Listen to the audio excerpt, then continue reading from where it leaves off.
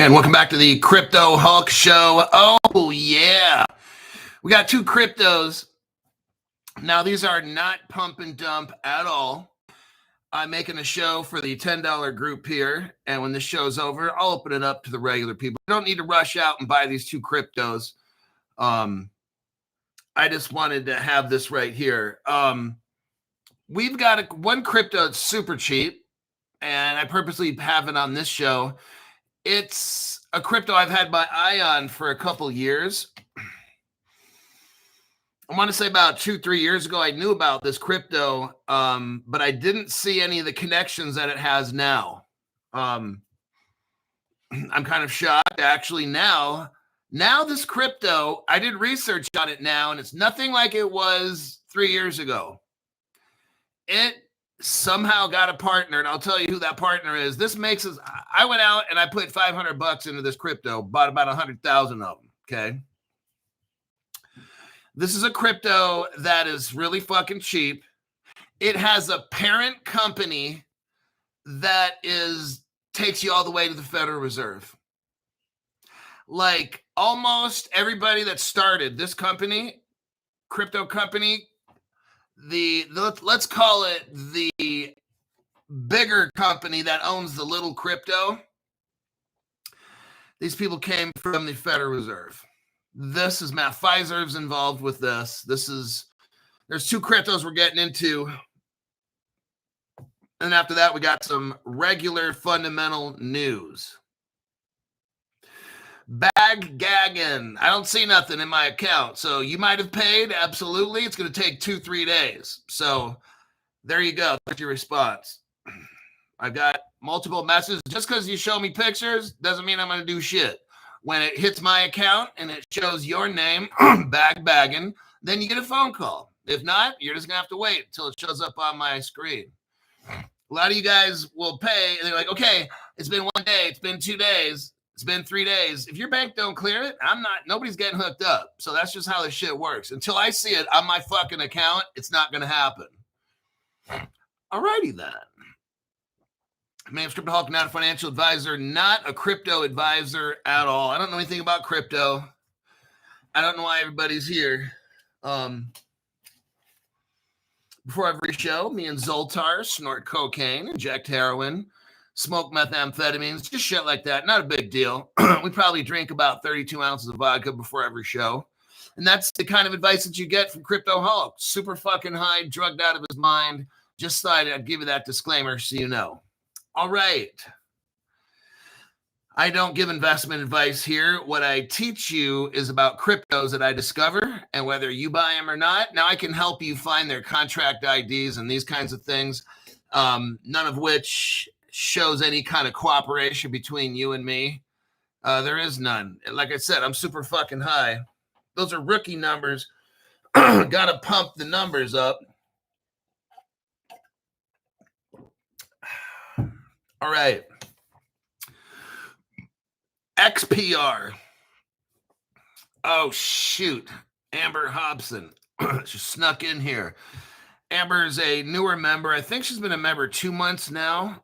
Still learning how to invest. Still learning how to buy slow and sell slow and when to and when not and all that. What I try to do for all you guys is the cryptos that I find, we make sure that they're good ones. And then you can decide whether you want to look into them more or not. It's up to you, okay? So, still teaching some of you guys that are $500 members. She's a $500 member, just like other people. And Stu Lavelle says, I'm here for the drugs and the... and the jokes. Okay. Got it. Proton. They kind of steered away. So what happened is XBAR, I looked at it 3 years ago. I'm sure it was about 3 years ago, maybe 4. Oh, Garrett B. Oh, shit. Thank you very much for that. I'm way more happier to be here. So Garrett B has been a member for about 2 months.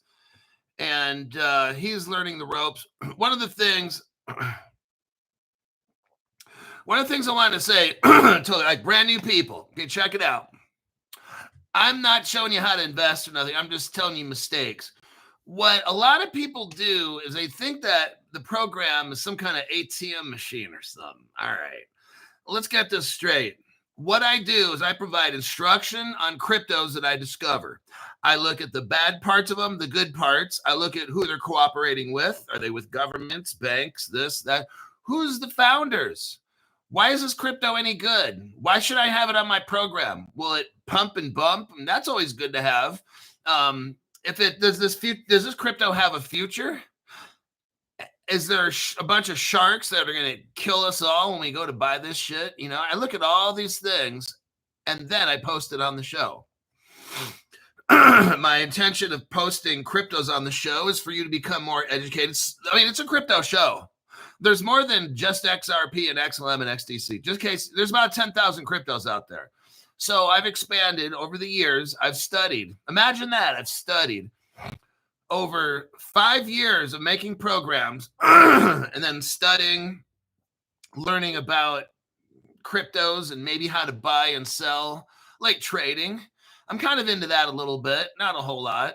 I'm more of a fundamentals person. I like looking at the crypto. I'm not too much on the numbers. I don't like numbers. What I do is I look at the crypto and I'm like, is this a good crypto? And I have about 10 or 15 different things I look at to determine if it's a good crypto for me.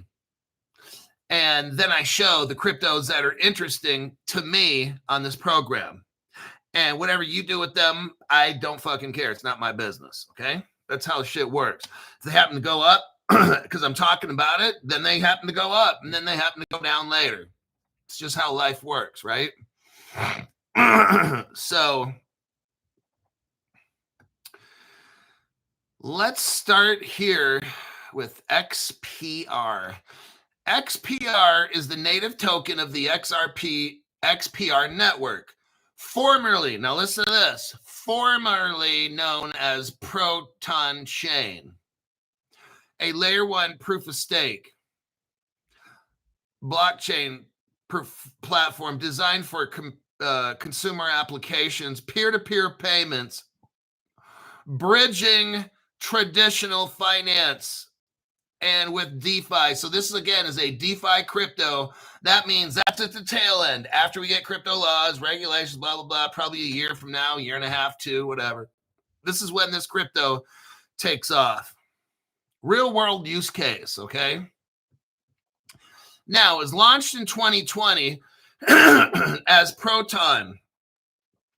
It rebranded to the XPR network around 2023. That's okay. I knew about XPR right around 2022, something like that, or maybe early 2023. I knew about it before Metallicus jumps in, okay? So there's a couple years ago, remember I had this guy, here's how long ago it was. Maybe some of you guys can remember. There's this Mexican dude that I know, or I met on the channel kinda, and I guess we corresponded and I called him a few times. He works for a distillery in Mexico and he lived in like Minnesota or some shit like that. And he sent me a couple bottles of this tequila that had a little bit of caramel in it. And I was like, damn, this is amazing. It was truly amazing. They had really fancy bottles and shit. He wanted me he wanted to sponsor the channel. I'm like, awesome. But the problem is this guy didn't have an import license and all this shit. It was just a disaster. But he was telling me about XPR. So I'm thinking that was around 2022 or very early 2023. And I looked at it and it was just a shit coin. Okay. Well, since they rebranded and it's now a fork, the platform currently, XPR, is a fork on an EOSIO, okay? So an EOSIO fork. This whole platform was rebranded and redone. Metallicus comes in. That's the parent company. So this is not the XPR that I knew about 3 years ago, okay? So this is a different one. So what I have I looked at this crypto because somebody wanted me to look at it. And I'm like, look, I already looked into XPR a few years ago. I'm not interested. Now I'm interested. Now I'm very, very interested to where I put in $500 and I got like, I don't know, 97,000 or 98,000 tokens or something like that. Usually I like a minimum of 50,000. So when I buy something with a lot of zeros, I just want at least 50 grand. But what I'm probably going to do, I got 100. So what I'm going to do, I'm just showing you, some of you newer people, what sometimes you can do. I heard from somebody that I know who is, let's say, a technical analyst guru, and this person's like, he strongly feels the indicators are looking at maybe a 50% increase in the value of XPR in the next 7 days. So I just said, fuck it. I'm going to buy this. I'm going to buy 100,000 of them. And when the price goes up 50% or something like that, then I might just dump half. And then I got my original crypto for free then because I got my money back. Okay. Well, I need the price to do 100%, but I don't know exactly how I'm going to handle this. But if the price goes up 50%, and then I'll think about what I'm going to do. But I really got to keep 50,000 in my account. So I might just wait till a month or two, or I don't know, like whenever it goes up 100%, I'm cutting half of it loose. And now I'm playing for free. And I take that $500 and put it on the next crypto. And when that shit goes up to 100, sell it loose. And all along the way, I got 50,000, 50,000, 50. All this shit's free. I didn't pay for a dime. That's what I do. Let me check some comments here real quick. 50,000 is a solid hold. Yeah, I don't want like millions and billions. So what I did today is I got MetaMask. So here's my little the wallets that I got. I don't have a lot. I got the Bank Social. Oh, by the way, Bank Social is a partner of XPR. Just putting that out there. And guess what Bank Social is built on? Hedera? Oh, yeah, Crypto Hulk. I see where this is going. So I got Bank Social, the Hashpack wallet. Let me look at my Hashpack wallet. Not bad. Pretty happy. The Zaman wallet, I've not used that yet. MetaMask, I used today to buy XPR. Phantom wallet, I don't have a lot of Phantom. I don't have much of my Phantom wallet because I kind of drained it out and I put it into other wallets. I only got $20 in there. $20. I got $20. And that's Ethereum. I mean, I got Solana in there, $20 worth of Solana. And then I got my Weeks, WEEX. I have a nice little chunk of change in there. So there's Weeks. And that's kind of how I trade so far when I get some time. Now, let's get into this crypto a little more. Caleb Brown does not have it, but Caleb Brown has Metallicus, metal. Now, I don't have a lot of metal because except the metal plate in my head. I don't have a lot of metal. I got maybe 3,000 of them. Because they're like 72 cents a piece. Like that shit will break you. So that one, I'm not going to get 50,000. Then I literally have to come up with $47,000. So metal is going to be probably one of my lower holding ones. I missed out on that. I only got so much money and so much time. And remember, I haven't bought any crypto until I hooked up with Caleb Brown. So that was 5 years of not investing at all. So I have missed some stuff, yes. But now I got 20 different cryptos. So I'm all good. Caleb and Brown. We're going to have a show with Caleb Brown. Let me call up. Hold on a minute there. Let's make a quick little call. I'm not going to let you hear the call. Well, I won't do it right now. I got some messages. But I'm going to have to call up Jim Bazzini, and from Caleb Brown, so we could have another show. I like having every 2 weeks a little chat. They got busy.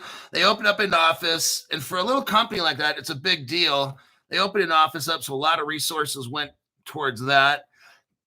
People hours and stuff, and moving and organizing, and then you had another company buy Caleb and Brown out. And that takes a lot as well. Then they're going around the world to conferences. So it's been kind of busy over there. But we're going to try to get Caleb Brown back so they can answer some of your questions and they can tell us about some of the new stuff that they got going on. I'd like to hear what's going on over there. So here is XPR. Let me give you the code, the contract code for it.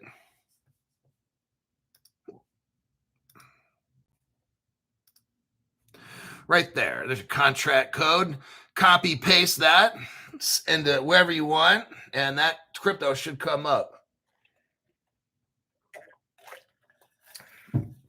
So XPR, huh? The platform is built on an EOSIO fork, enabling features like instant transactions, zero gas fees, on-chain identity verification, using advanced biometrics like WebAuth, WEB for web, and then AUTH. They're using WASM. WASM! That's what Ripple's using, WASM.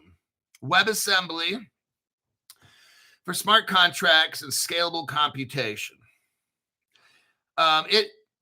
XPR aims to make crypto accessibility for everyday use, such as gaming, social media, and cross-border payments, while ensuring regulatory compliance. I like it. Now, here we go.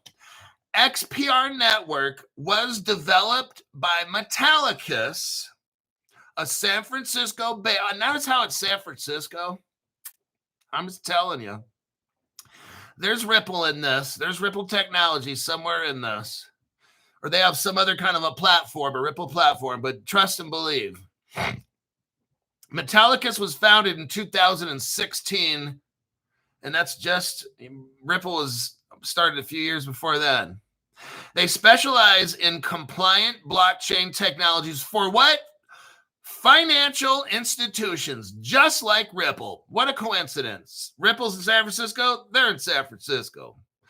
They act as a bridge. Ripple's the bridge. It says right here, their goal is bridging traditional finance. So I'm sure it's just a coincidence, They have an initial circulating supply of 200 million XPR with a max supply of 10 billion. And 5% annual inflation distributed to block producers, stakers, and the Proton Steering Committee. Users stake XPR to vote for block procedures with a 30-day unstaking period of security. Now, who started this? I want you to listen very carefully. This XPR is very, very interesting. I want you to see who made this thing. This is one, I'm going to tell you what. I already gave you the disclaimers. Buy this shit. Even if, look, you could spend $250 and get 50,000 of these things.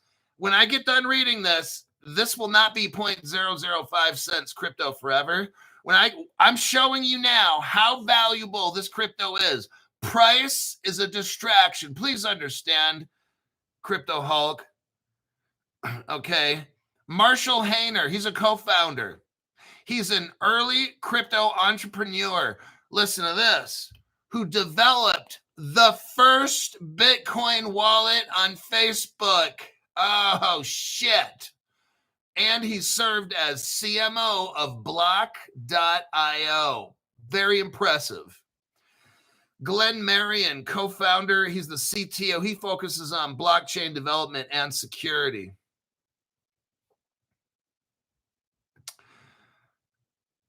There's some other people there. I'm not going to name their names. The this blockchain is a core layer 1 blockchain. XPR network / Proton chain for what? DeFi. It's set up for DeFi.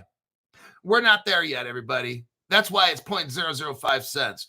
We are not there yet. I wanted to have this for all the $10 people to just give you an opportunity. Maybe you don't have enough money for the $500.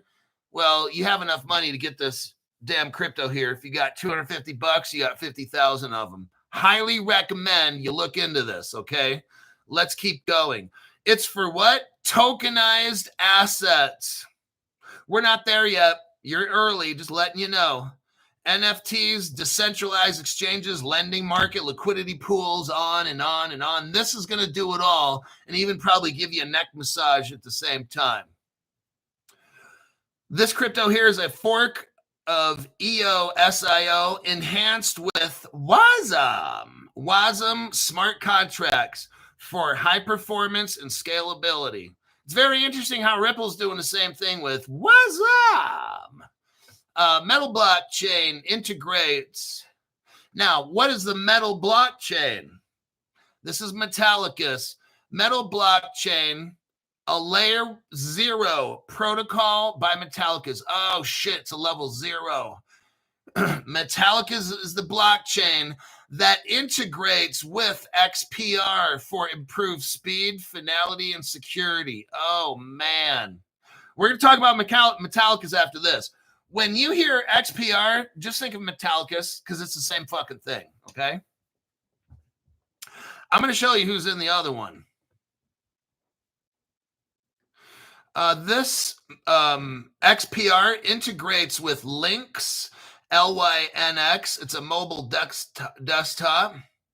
Metal Pay links with Metal Pay. What is Metal? Metal Pay is a compliant peer-to-peer payment app for fiat to crypto on-ramps. It enables Metal Pay, which is Metallicus, which is the parent company. Metallicus enabling users to link bank accounts and credit cards for instant fund pulls and crypto buys. Metallicus has something called the Digital Banking Network, which XPR uses. It connects traditional finance to Web3, everybody. This is so fucking huge. With over 70 credit unions reportedly adopting Metal blockchain. It's working. Again, Metal, MTL, they have it on Caleb and Brown, MTL at 72 cents. When you hear XPR, it's the same fucking thing. They're working together. As expensive that Metal gets, it's going to bring XPR right up there with it. If you're somebody who's trying to ball on a budget, this is the crypto for you, okay? This is gold. XPR is gold. Well, damn, Crypto Hulk, 3 months ago, I just gave the story. Rewind the video, shut your fucking mouth, rewind the video and start from the beginning, and you can hear the whole story. Well, I don't want to do that. Well, then I don't even want to fucking answer your question, dummy. That's how we do it on Crypto Hulk. If you don't like it, you can get the fuck off the channel. Alrighty then, let's keep going there, Positive Peter.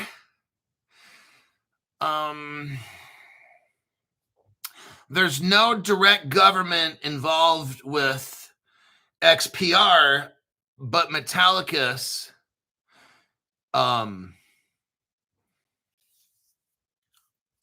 Now, the guy who's the founder, Marshall Hayner, he interned at CERN, CERN. That's a European organization for nuclear research. Probably want to listen to that guy. He's a major academic and government-funded research institution. That's what this CERN thing is. This guy ran that thing. He was an intern there, okay?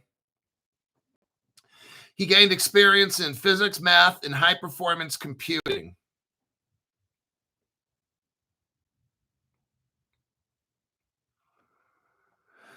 That is your XPR.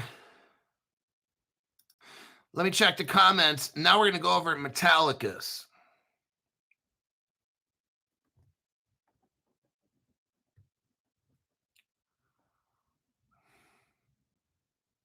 Josh is sending in that 500. I'm sending that 500 tomorrow. He's like, fuck it. I'm trying to make some money around this place. Usually how it works, look, some people just don't have a skill in trading. I'm going to do that for you. It's like this. If you cannot find out how to join my channel, I don't, look, I'm not being mean. I swear I'm not. I'm really trying to help you.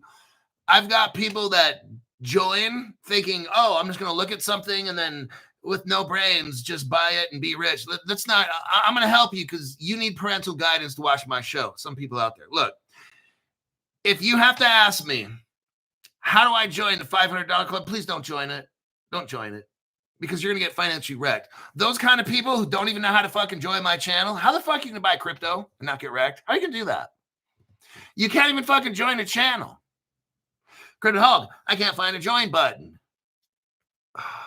Don't join the channel. I'm just warning you. I'll try to teach you, but I can only do so much. Okay.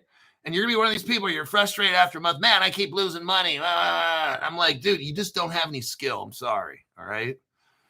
But I mean, well, I'll let you join, but just I told you so.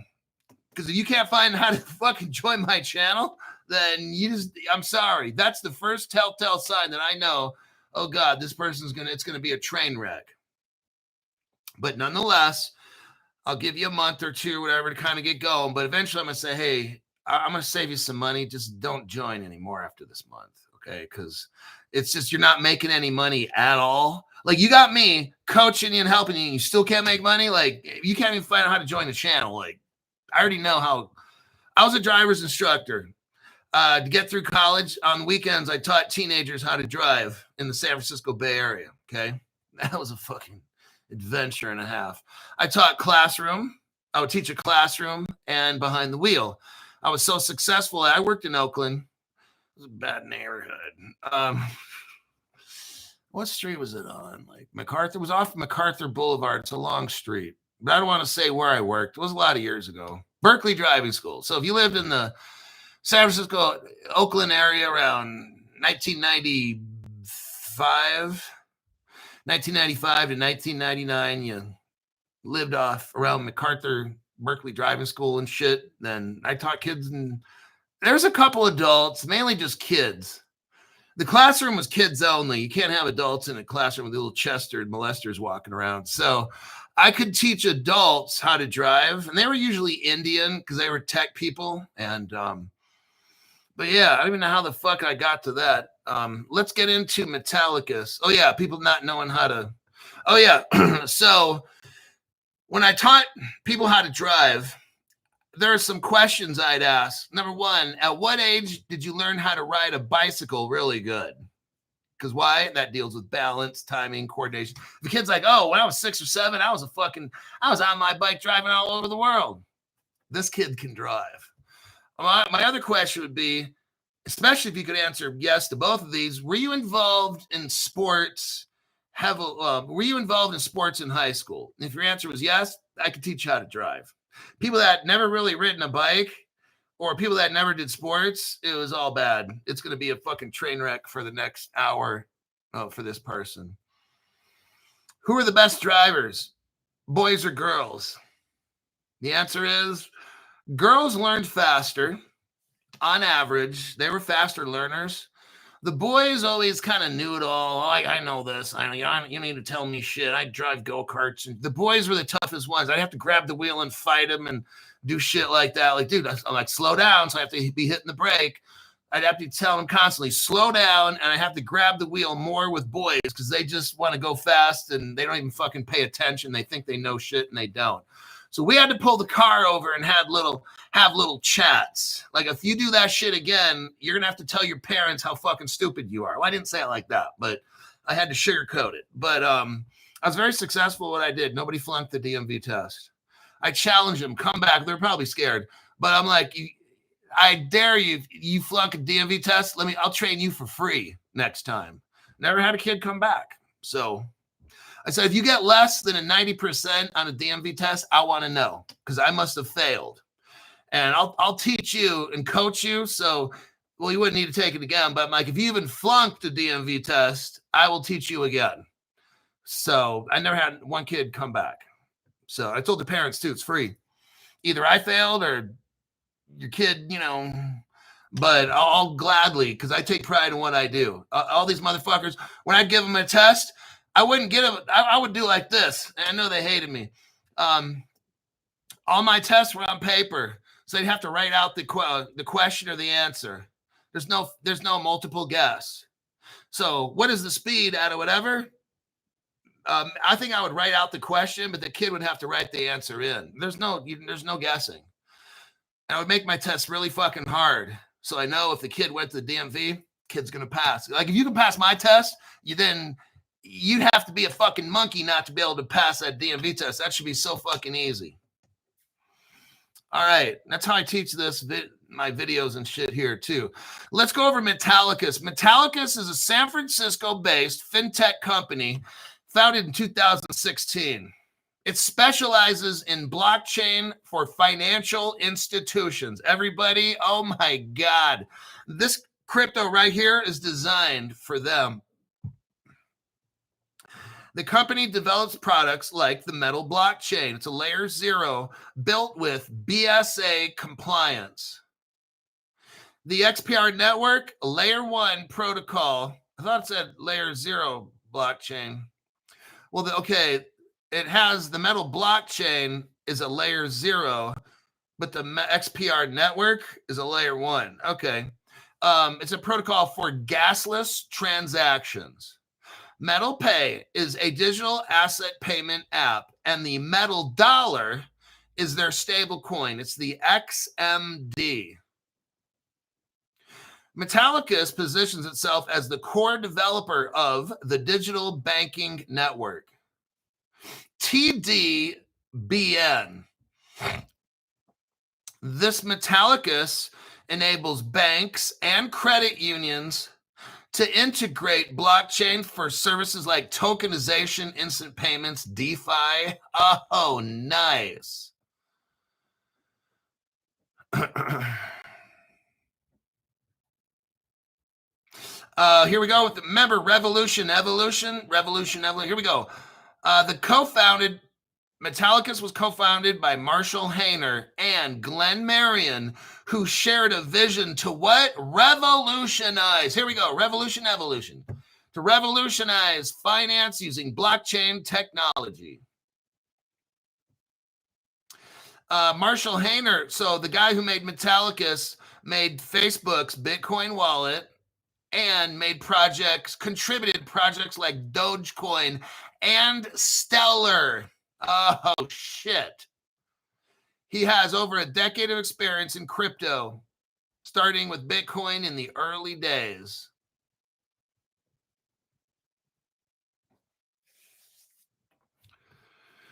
Let me scroll down. Who are the partners of Metal? You have a company called Bonify, BONIFII, Bonify Acquisition. It's a fintech credit union service organization connecting over 70 credit unions. That's not bad for a starting crypto that's not even launched yet. Well, we're not even launched. DeFi's not even here. They already have 70 credit unions.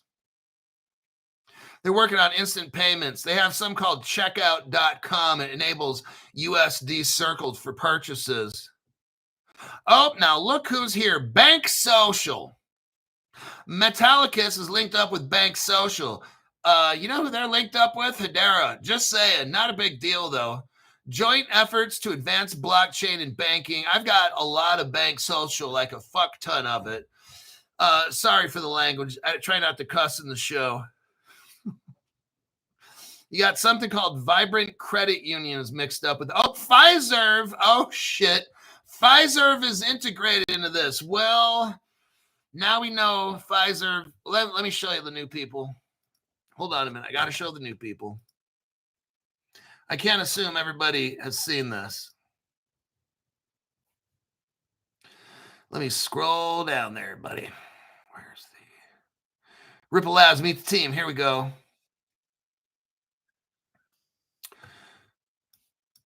Here is a show that I did a few years ago, probably about almost 3 years ago. There's that. And we're going to go to the 20-second mark. 20-second mark. What do you see up there? Ripple Labs, meet the team, right? Oh, look right there. Pfizer's the fourth one. Son of a bitch, huh? This is like 2014, everybody. This is 11 years ago. Pfizer is working with Ripple. A teammate, somebody from Pfizer came over to work with the Ripple team. Do you know where the Republicans held the national convention to elect Donald Trump about a year ago at Pfizer Stadium? How about that? That's a total coincidence. I know. Just a coincidence, Crypto Hulk.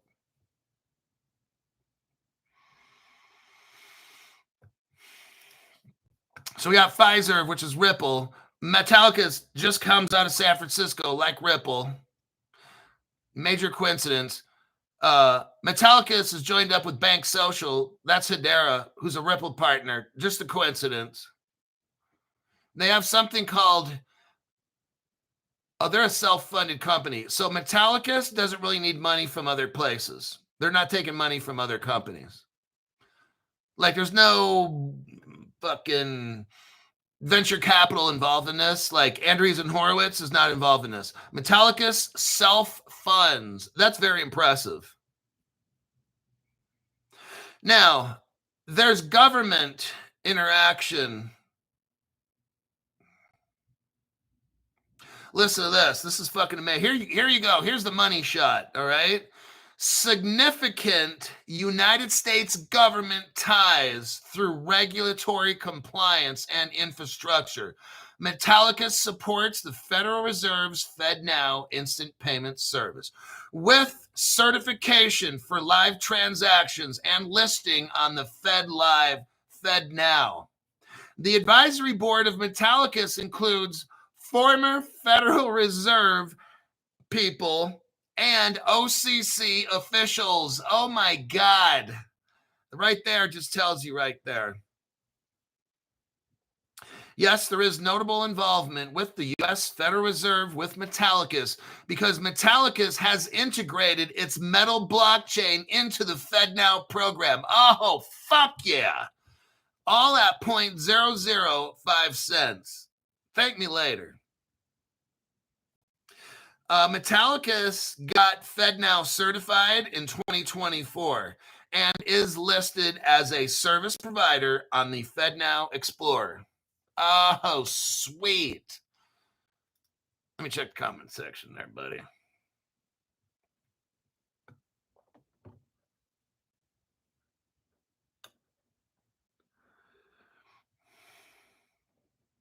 There's whales shitting on people for XPR. Yeah, just, you got to get it somehow. I allowed myself to be shat upon when I spent $500. I don't care. This isn't a pump dump crypto. This is one you hold. This one where you spend $500. See, right now, I got 3,000 metal tokens, and it's worth about $3,000 for 3,000. I've got 100,000 XPR. Cost me $500. One day, the XPRs will be 72 cents, just like that. And I'll be like, fuck, I can't afford them anymore. So now is your chance if you want to get the XPRs because they're not going down. This thing is only going up in the future. Pretty soon, it won't be 0.005. It'll be 0.05, and then it'll be 0.55. And you'll be like, fuck, I'm priced out. Just saying. All righty. Let's look.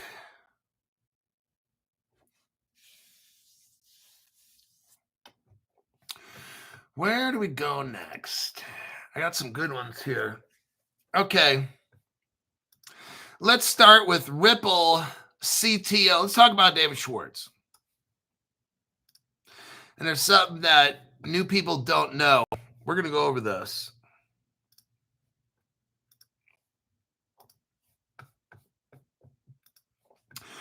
Ripple CTO explains why bank partnerships haven't generated billions in on-chain volume for XRP. Okay. Honest question is this. David Schwartz, why is the price of XRP and stuff not going up? And on XRP's blockchain, why is there not billions and billions on trillions of dollars? Let's hear what David Schwartz says, and then I'm going to let you hear what Crypto Hulk says, okay? Tell me which one. No, I don't want to compare because David's ultimately smarter than me in this area. I won't even comment on this. Ripple's chief technology officer, David Schwartz, recently addressed long-standing concerns about real-world use case for XRP and its banking collaborations.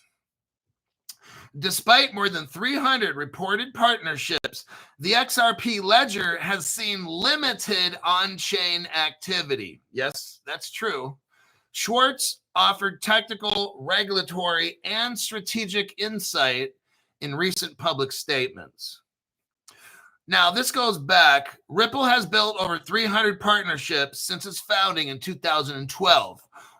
Now, what is not said here is that all these partnerships have non-disclosure agreements. They can't talk about it. So in this article right here, you're really not going to hear what you need to hear because David Schwartz can't talk about it, okay? Let's just keep reading because the questions are natural. If Ripple's been around for 11 years or something, 12 years, why is the price so low, like $3 and something cents? And why isn't all these banks using it? I'll get to that at the end. Let's read the article. The discrepancy promoted investor scrutiny, especially from longtime followers, YouTuber Andre Jick, who asked, after 13 years, shouldn't there be billions in daily on-chain volume? This person obviously doesn't know, and that's okay. That's why I'm here to help. Why Ripple's banks still settle off-chain? Schwartz responded that many institutions have historically preferred off-chain settlements for compliance reasons, not system capacity. For compliance reasons, he acknowledged that even Ripple cannot use the XRP ledger DEX for payments because there's no guarantee the liquidity provider isn't a sanctioned actor. Let me show you some proof. Let me show you something that David Schwartz ain't going to show you. He just said right there, even Ripple can't use the Ripple's DEX, right? Well, I didn't know they really had one. Here is the DEX that David Schwartz is talking about. I'm the only one on the whole planet that's showing you guys this. Go to the 2-minute, 15-second mark. 2-minute, 15-second mark of this video.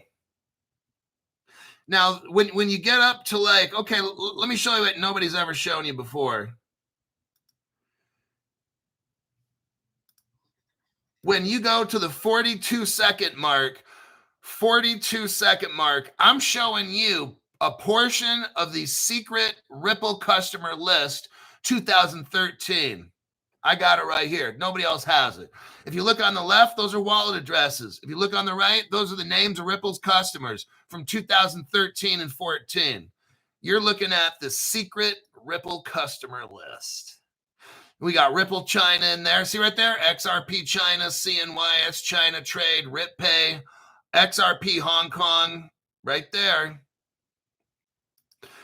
Wow, Crypto Hulk. Nobody else has this? No, they don't. Because these other channels talk about dumb shit all the time on their channel. Let's look at the 2-minute, 16-second mark right here. 2-minute, 16-second. What do you see? Ripple, you see the Ripple logo, and then you see Ripple Singapore, right? Gold and silver in your wallet. This is the Ripple Liquidity Hub right there. Now, if we were to go back to the 3-minute, and I think if you go back to the 3-minute, 48-second mark, 3-minute, 48-second mark, this is your Ripple DEX right here. It's been around. I told you. I've been telling you now for 3 years. What did they have back then, Crypto Hulk? Gold, silver, crypto, fiat, and they had physical commodities, like commodities. Look right here, securities, fiat currencies, more. This is the Ripple DEX, the digital exchange. We've all been waiting for this. See this? I'm the only channel showing you this. It's already done. I've been telling you this for 3 fucking years. Here's your evidence right there. David Schwartz just told you. He didn't tell you it was Ripple Singapore, but he's saying right there, even Ripple cannot use the XRP Ledger DEX. It's already done. Singapore, it was used in Singapore. They tested it and it worked. See, the dumb people are like, oh, that was just some project. They don't use that anymore. No, you fucking asshat. It was a test project and it worked brilliantly. That's why David Schwartz says even Ripple cannot use it. Ta-da. That's what you get for watching Crypto Hulk. You see all this cool shit no other channel has. He says that risk, he said, prevents full. So what happens is this. He acknowledged that even Ripple cannot use the Ripple decentralized exchange for payments because there's no guarantee the liquidity provider isn't a sanctioned actor, like somebody, a country that's being punished.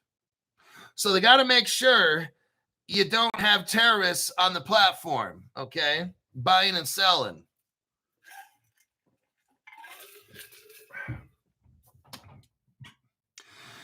Says right here, that risk, he said, prevents full decentralization.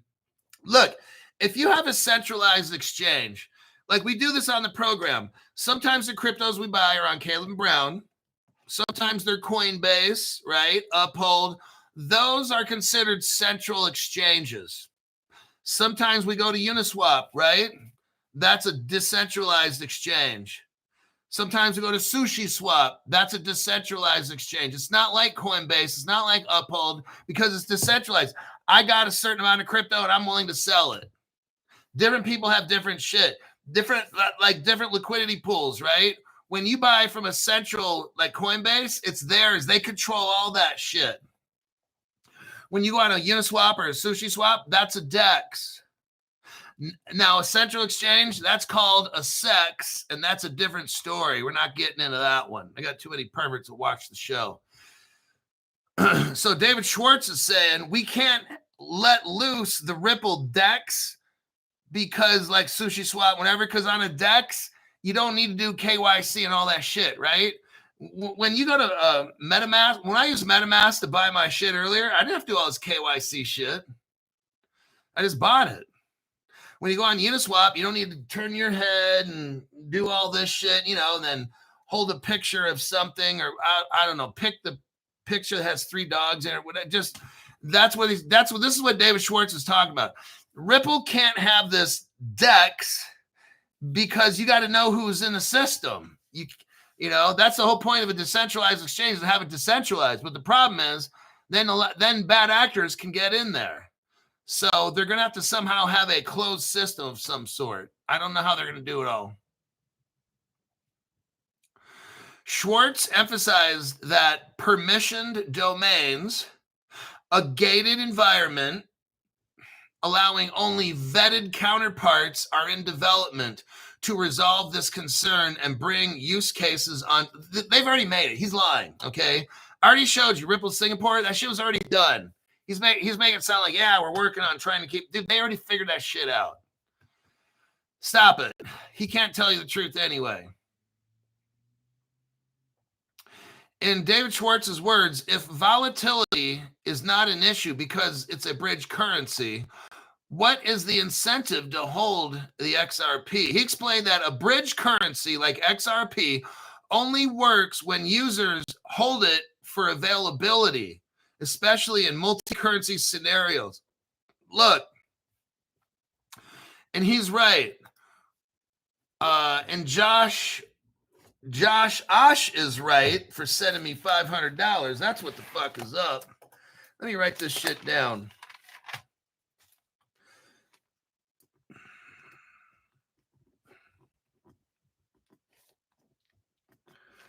Josh Osh. Now, Josh I need you to follow the instructions. You can contact me at X. It's at CryptoHulk19, where the capital C or with a capital C and a capital H. Okay, all the other numbers are lowercase, but it's all one. At CryptoHulk19, capital C and capital H. It's going to take sometimes 2 to 3 days before it shows up on my payment system. So I have something called YouTube Studio. I go in there and I check for new people. Even though it looks like you paid here, it's not in my account. So I don't start contacting people until it shows up in my account. That means 2 to 3 days. So sit tight. Quit bothering Crypto She-Hulk every day. I'll get to you when I get to you. If it's not there, I'm not. You just got to fucking wait. All right. Complain. If you want it to happen faster, tell your congresspeople, get this XRP shit going, because I need to pay Crypto Hulk in 2 to 5 seconds so I can get some fucking financial advice. All right. So that's what David Schwartz is saying. And a lot of people want to know, when are we going to get rich? I don't know all these answers, all right? I know I've been studying XRP for 5 years.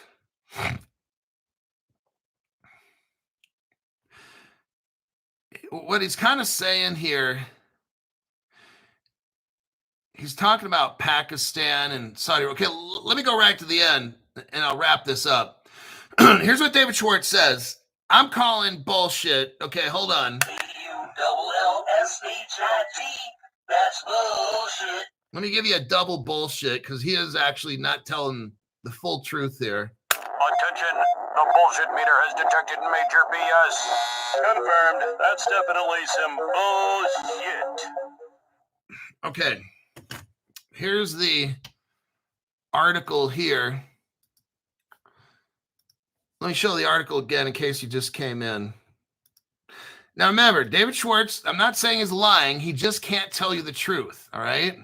So there's the article. Go to the last 2 paragraphs. Last 2 paragraphs. Here's what David Schwartz said. Ripple's U.S. origin raises geopolitical concerns. My answer, bullshit, okay? Why do we have Ripple China? Oh, that's right. David Schwartz can't tell you that. Why do we have Ripple Hong Kong? If we are so hated and there's geopolitical, why do we have Ripple Hong Kong? Why do we have Ripple Indonesia? I've shown you all this. I'm not showing you right now. Why do we got Ripple Russia? David Schwartz.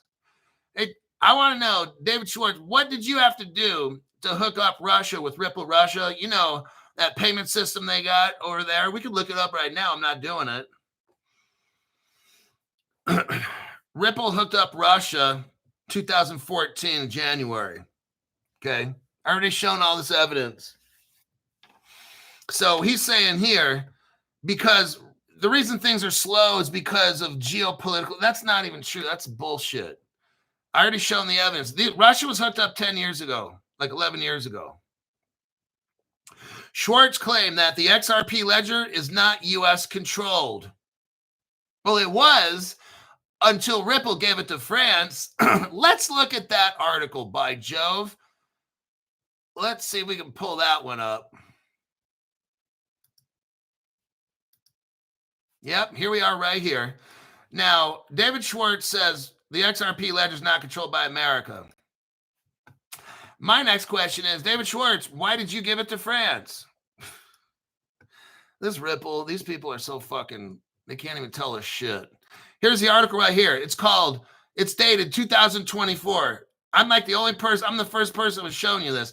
The evolution of the XRP Ledger Foundation talks about a new era for the XRP Ledger. Go down to the next paragraph that says a significant milestone, the incorporation of a new foundation. Go to the second paragraph. Listen to this. Listen to what happens here. David Schwartz is saying, yeah, all this stuff. I'm not getting into what he's saying. Now listen, the XRP Ledger Foundation will operate under French law. David Schwartz, why did you give the XRP Ledger to France? They gave it to under French law with the Paris Court of Appeals having exclusive jurisdiction. I'm like, wow, really? I got another question for you right here. Hey, David Schwartz, why did your brother, Evan Schwartz, give the XRP ledger protocol to the World Wide Web? Here's the evidence right here. It's not my opinion. If I say some shit, I got evidence for it, okay? That's why I talk all kinds of shit, because I got evidence. It gives me a license. Right here is Wikipedia. It's called the Interledger Foundation. What is this? It's a universal translator among different financial networks. The Interledger Protocol 2015 was given to the World Wide Web, just like the XRP ledger was given to France. I don't know why the fuck they're doing that. Now, in 2015, you have Stefan Thomas and, oh, look, Evan Schwartz, David's brother, okay? Evan Schwartz gave, it seems like the Schwartz family just gives all the shit away to everybody else. I don't know what the fuck's going on with these people. Stefan Thomas and Evan Schwartz published a white paper, October 2015. It was titled, A Protocol for Interledger Payments, while working at Ripple Labs. They then, in 2016, gave it to the World Wide Web, and they ran a test, and it worked. So therefore, in 2016, the World Wide Web incorporated Ripple's Interledger protocol into the internet, where it's been sitting for like 10 years. All of this is planned out, everybody. Here's something else that's interesting. This is from the Ripple platform itself. Look right here. What's the date? 2014. Why is this a big deal? This is Fedor Bank. This is Ripple's first bank in the entire world. It's a German bank. Look right here. The first one in the world to use XRP. Why wasn't that an American bank? And you know what's even more surprising? This bank was sold to the French. Here we go again. What the fuck's going on with France buying all this shit up? Why is Ripple giving away all this shit? I just don't understand. Here's this evidence right here. Wikipedia again. Fedor Bank. What's the year? 2016. 2016 was announced that Fedor Bank was being acquired by France. There you go. Ripple just gives all the shit away, man. I just don't fucking get it.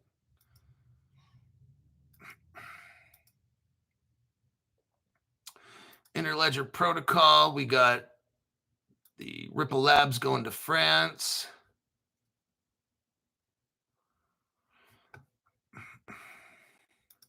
Lastly, the article here, while he acknowledges, that's David Schwartz, while he acknowledged that some regions may resist a U.S. affiliated network, such as payments involving Pakistan or Saudi Arabia, I got to hit the bullshit meter. Bullshit! Bullshit! Bullshit! That's bullshit. Let's look right here. He's talking about how Pakistan doesn't like the United States or something. Well, that's not true at all, because Pakistan partnered up with Ripple.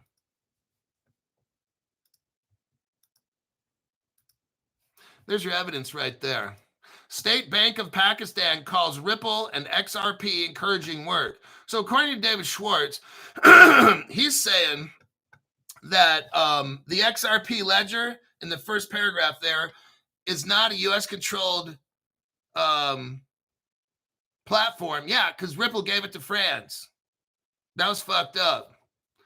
But he don't tell you that. He don't tell you that. And then down here he talks about how some regions may resist U.S. affiliated networks such as payments involving Pakistan. Well, I call bullshit on that right there.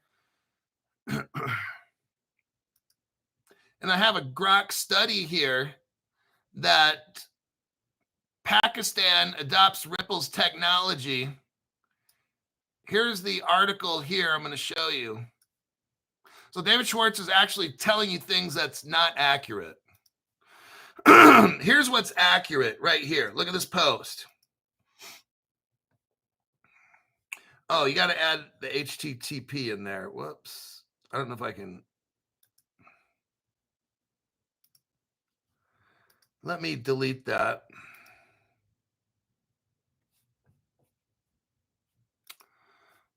Let's go right there. Okay, here's the article.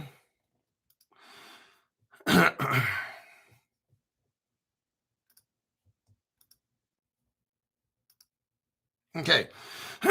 So David Schwartz says Ripple operates through licensed subsidiaries. While he acknowledged that some regions may resist a U.S. affiliated network, such as payments involving Pakistan or Saudi Arabia. Well, Pakistan's a Ripple partner.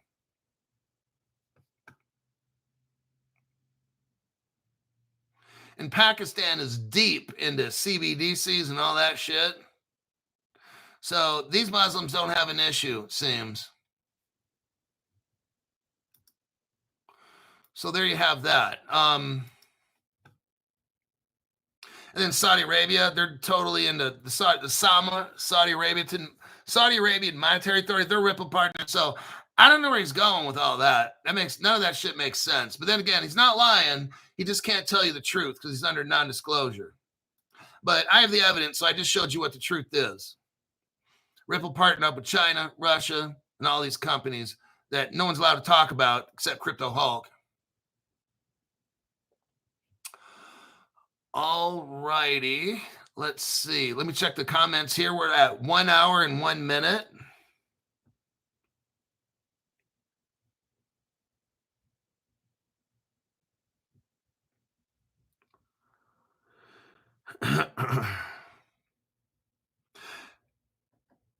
Caleb's got to pay a late fee.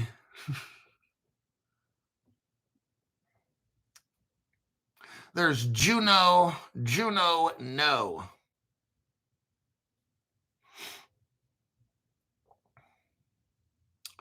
All right, I think that'll be it. That's it. That's all I got for you. Show's over. People that are brand new members, you're going to have to wait 2 to 3 days. Just deal with it. And I will have to look for news for tomorrow morning. And I'll see what I can do if I can find something special. I don't know. Can't always do that. And it takes so much time to find these cryptos. I'm telling you, it's so much fucking time. It's like at least 5 or 6 hours to do some shit like that. It's exhausting. It's 5 and 6 hours of just work and research and shit. It's not fucking fun. So anyhow, I'll see you in the next broadcast.